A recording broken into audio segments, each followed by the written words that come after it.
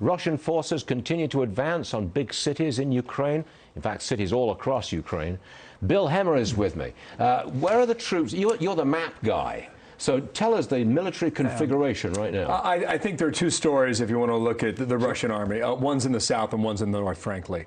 And in the south, you have seen a Russian base that's been well established going back 8 years in Crimea. This is 2014, Stuart. And they basically came into the southern part of Ukraine unimpeded. And the reason for that, on the screen here, you see the Russian army, everything in red. We leave the area we think they've gone into and they've been able to hold. Now, why would you be able to come out of that small little peninsula on the bottom? The reason you do that is because the Ukrainian army, for the most part now, has been dug in getting ready for this land war in southeastern Ukraine. Remember, they're trying to hold that territory and keep it away from the Russian army that invaded that spot as well 8 years ago. Forgive me for interrupting. Can you just put that big map on again, please? Not that one. The map that you had first up there. Yeah, back it up. The big picture of Ukraine. That's the one. Okay, go. The red part is where the Russian troops are. That's right. They haven't made much of a headway in 8 days. It's a great point. Here's what's going on. It is 8 days. Day 9 is today. And I describe this as slow, steady, and deliberate. And this is what I mean by that. They have been largely successful moving in the south. In the north, it's a very different story. And there is some great reporting now, Stuart, that can confirm how the Ukrainian military fought back, and also can confirm how the amount of munitions on behalf of Western countries, including the United States, the amount of equipment that we have given them has been used effectively to stop the Russian army where it is at the moment. Here's the problem. At some point, they're going to move forward. At some point, they're going to bring in reserves. At some point, they're going to be finished with bombing every town in that area marked in red on the map you see, that they've already conquered. And this video is absolutely devastating.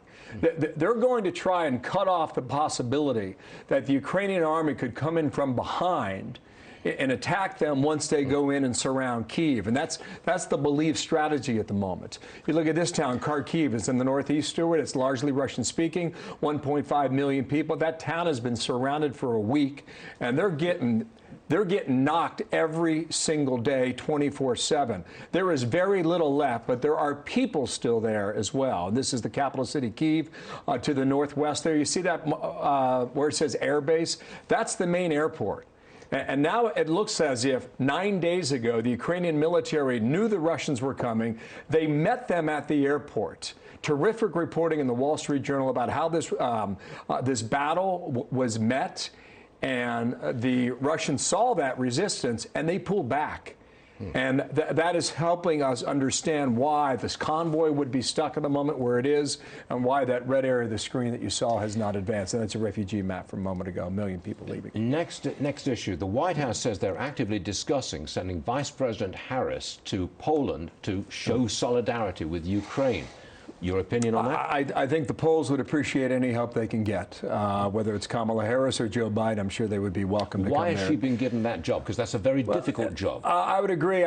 Listen, I saw the soundbite she had the other day. I thought it was somewhat unfair. I mean, the interviewer said, explain to us in a very simple way what's going on. And that's when she talked about, well, Ukraine's a small country and Russia's a big country. Well, it's much more complicated than that. And it should have been given a different tone.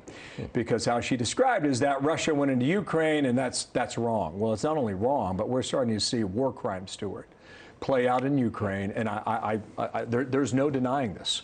When you go after a nuclear power plant, when you bomb indiscriminately these neighborhoods that I'm describing to you in that red area in the northern part of the country, and you can see the video, Stuart, the missile falls, the cameras out there in the street, there's destruction everywhere, and there's a handful of women walking down the street in tears, and the camera pans to the ground, and there are several civilians. These are not soldiers. These are civilians, and they're dead, and they're dismembered.